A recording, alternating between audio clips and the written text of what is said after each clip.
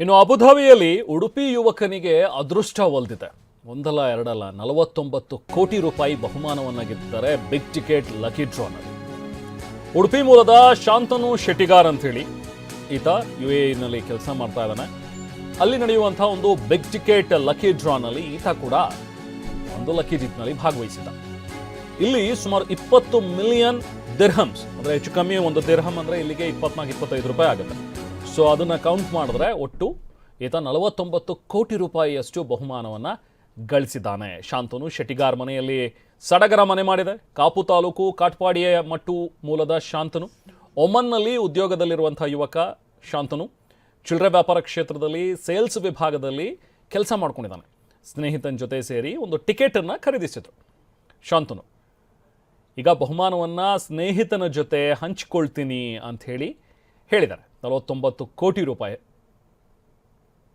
20 million ದಿರ್ಹಮ್ಸ್, ಒಂದು lucky draw.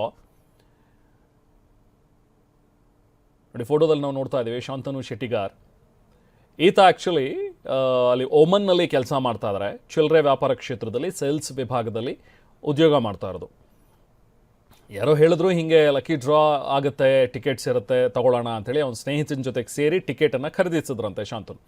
ಅದು ನೋಡಿದ್ರೆ ಈಗ ಆ ಟಿಕೆಟ್ ಬಹುಮಾನ ಬಂದಿದೆ, ಅದರಲ್ಲೂ 49 ಕೋಟಿ ರೂಪಾಯಿ ಬಂದಿದೆ. ಈಗ ಇಬ್ಬರು ಕೂಡ ಶೇರ್ ಮಾಡ್ಕೋತೀವಿ ಅಂತ ಹೇಳಿದ್ದಾರೆ.